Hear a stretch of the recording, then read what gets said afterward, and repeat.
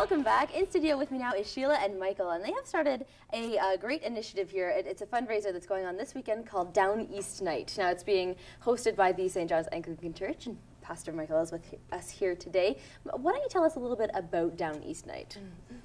Well, this was an idea that we had several years ago, and we wanted to do several things. First of all, we wanted to say to all the people from Atlantic Canada that we're glad to have you in Lloydminster, we enjoy you, and we want to celebrate part of your heritage, part of your culture, your food, your entertainment.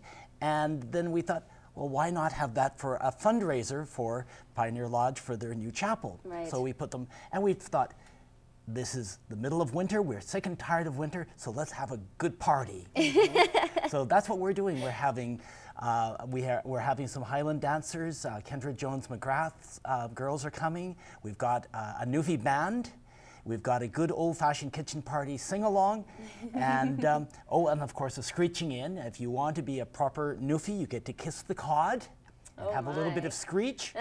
And all sorts of great food. Jig's dinner, fish cakes, bunch of different kinds of potato salad, and some great desserts, and even something they call screech coffee. I don't know what that's quite like, but anyway, it's going to be a great time. That's on Saturday night at 6 o'clock at the church hall. And now, Sheila, you'll be there kissing the cod, I'm sure. But I'll try.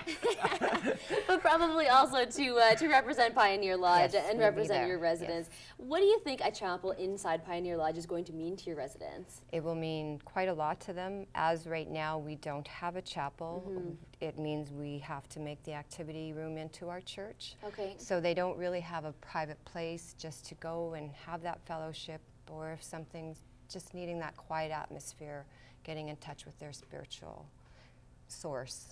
So it's quite important to our residents, very important in fact. Is it in a situation where some residents don't get to go to chapel or to their Yes, we have a few of our residents that cannot leave our Pioneer Lodge due to immobility reasons, so this does get them out and meeting their fellowship, and also the ministers that come. It's just wonderful for them because they can touch base with people outside the community, and that's very important. They sometimes feel a bit lost inside the Pioneer Lodge because they don't have the outside. Yeah, definitely. And you make visitations there quite regularly, right? And what do you think that's going to mean to your residents?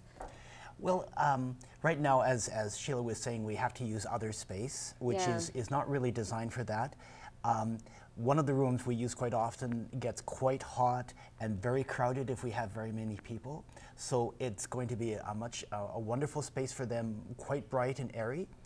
The other thing is that sometimes people need just a space to go and be quiet. Like for instance, I know that sometimes the staff wants a place, let's say there's been a death in the family. Well, you may not want to be in the room of the resident.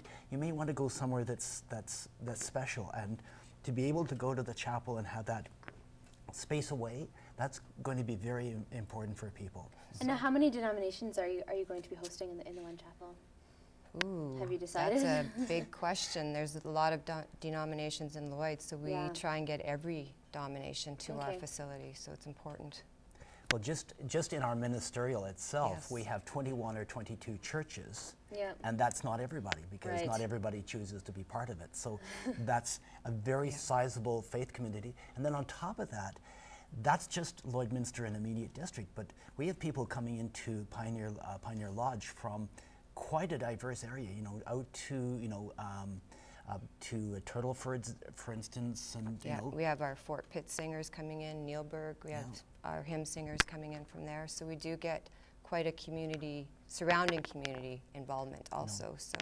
Well, it'll be great to just have, you know, one sort of central location, and I hope you guys end up raising a lot of money. Thank you so much for coming in. Thank you. You're welcome. This has been our conversation with Sheila and Michael. They're hosting Down East Night. You can get tickets at St. John's Anglican Church. Coming up, the tragic murder of Jarita Nastis goes unsolved after a jury's appeal trial decision. We'll hear from her family and how a decision of this nature affects them. That's next on Around the Region.